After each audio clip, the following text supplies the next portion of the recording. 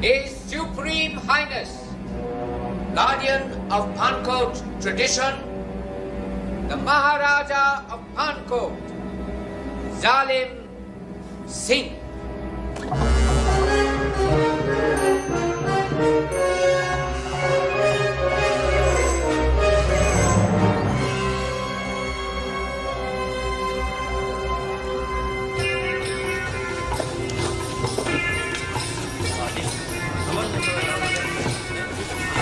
That's the Maharaja.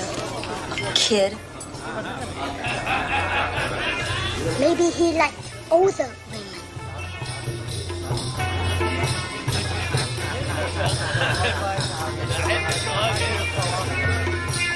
Captain Blumberg was just telling me something of the interesting history of the palace, the importance it played in the mutiny. It seems the British never forget the mutiny of 1857. Yes, well, you know, I think there are other events before the mutiny, going back a century, back to the time of Clive, that are more interesting. And what events are those, Dr. Jones? Well, if memory serves me correctly, this area, this province, was the center of activity for the Thuggee. Wow! Sneak! Surprise! What's the surprise?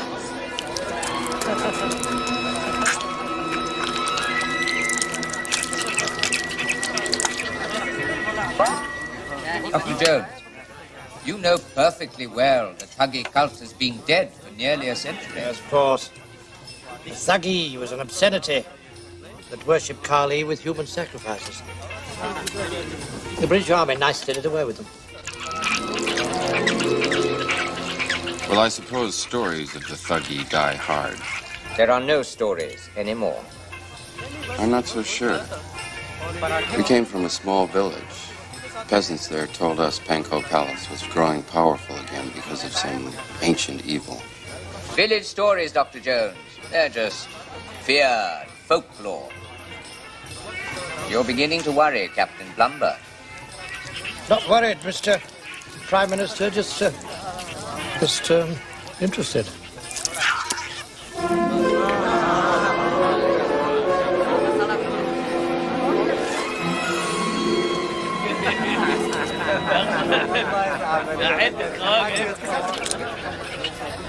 What? You're not eating? I had bugs for lunch. Give me your hat. Why? Because I'm going to puke in it. You know, the villagers also told us Pankot Palace had taken something. Dr. Jones, in our country, it's not usual for a guest to insult his host. I'm sorry. Thought we were talking about folklore. Excuse me, sir.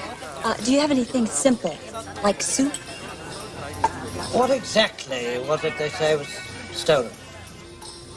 A sacred rock. You see, Captain? A rock.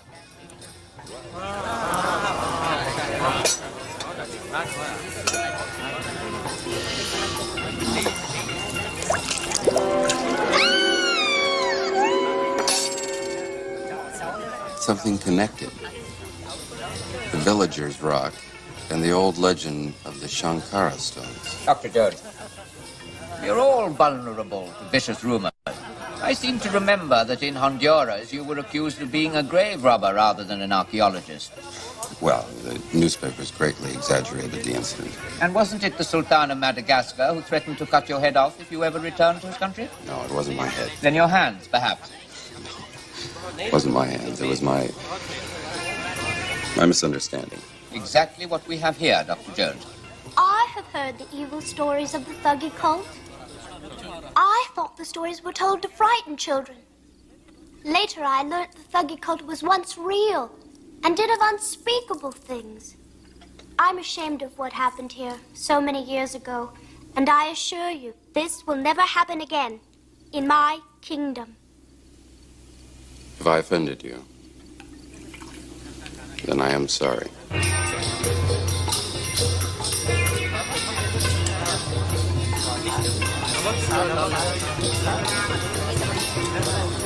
Ah, dessert.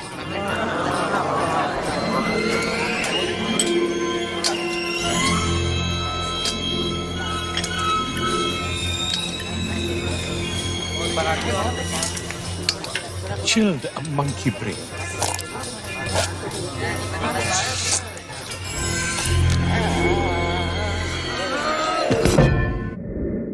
That was a great scene from one of my favorite movies. Hello and welcome back. I'm your host of Prop Club and collector, Joe Odo. Today we're talking about this guy right here. That's the guy. And there's an additional piece right here that I want to talk about also. So we have almost two props, or a production piece and a prop, to share with you here today on Prop Club. I hope you enjoy it. We are talking about a film called Indiana Jones and the Temple of Doom. What a great film. Probably my favorite Indiana Jones film. It is an amazing piece of cinematic history. And I got a prop from it. And I have a script from it. So I'm going to share those with you today. They are important pieces to me. This here is a beetle from Indiana Jones and the Temple of Doom. Yes, one of the actual beetles that is served at dinner and is disgusting and disgusted everybody. Awesome, awesome piece of film history in my collection, and I'm glad to share it with you today. Let's take a closer look at this piece of film history.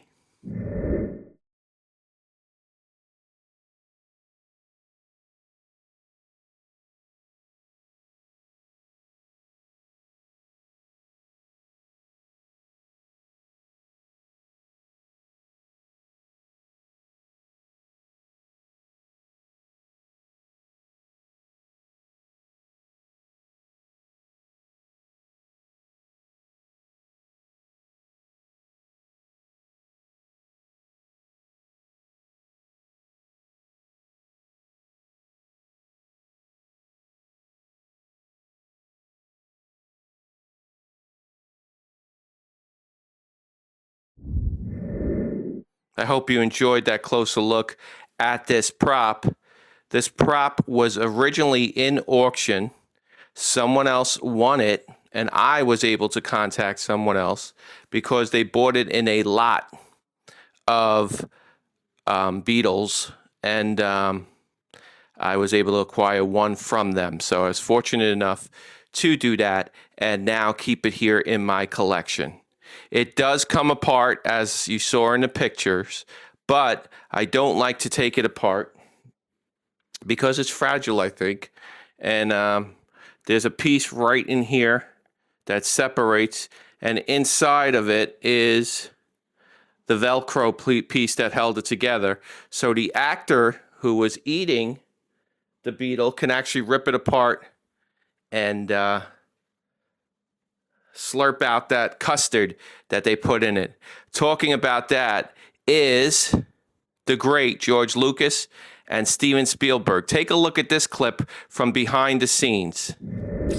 I mean, that was something that I'd always want to put in a movie. And Steve sort of has a sense of humor that fits right into that. He loves practical jokes on people, and I know he used to do a lot of that with his sisters. He used to, throw spiders at him and things like that all boys do. But he really still loves to, make creepy crawly things and have everybody go, oh my God. I said, what about a meal of the worst stuff you would never imagine eating as long as you would live? Like eating eels and eating bugs and eating brains from monkeys.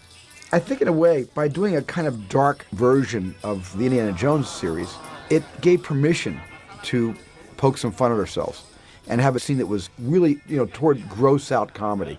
So we had rubber bugs with, don't worry, when you watch the movie, inside the bugs is custard. And inside the monkey brains was custard with raspberry sauce. Do you have anything simple, like soup? And also inside the soup was just rubber eyes that had these little stickums, and each eye stuck.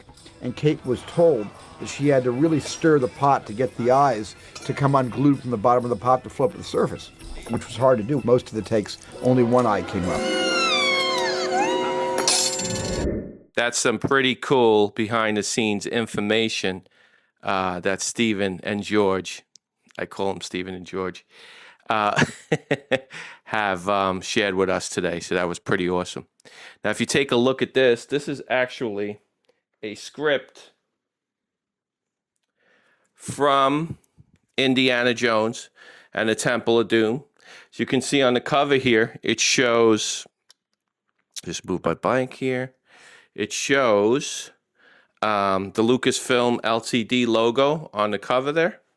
And as you open it up, you'll see the Indiana Jones and the Temple of Doom right there. And then you can see that each page is stamped right here. And if you look, it's on top there, it's over here. It's basically on every single page that you go on. And you can see, no matter what page I go on, the stamp is there. That will identify the person who owns this particular script. You can see it there again. You can see it up top there. And it's basically on every single page. And it basically says, Indy and it says 600. So there you go. Pretty cool. Back in the 80s, if someone was to release this to the public before anyone knew, the stamps will identify who released it because they're all individually numbered. So that's basically how they identified whose copy this was. Really cool find for me. Amazing piece for me to have in my collection. There you go. Goes right there. Obviously, this isn't Indiana Jones's hat. It's not Indiana Jones's whip, but it's a small piece of this movie that is part of my collection, and I'm super honored to be the person to take care of it until the next person comes along to take care of it. So, really cool piece. I love your comments. I love when you write to me and when you email me, and you can still email me where? Well, you can email me at moviepropclub@gmail.com. Please do so, and I will be more than happy to answer any email that you send me. Looking forward to getting those emails for you. I do want you to like and subscribe my page here. It's so important that you do. And please join my Facebook page, which is right here.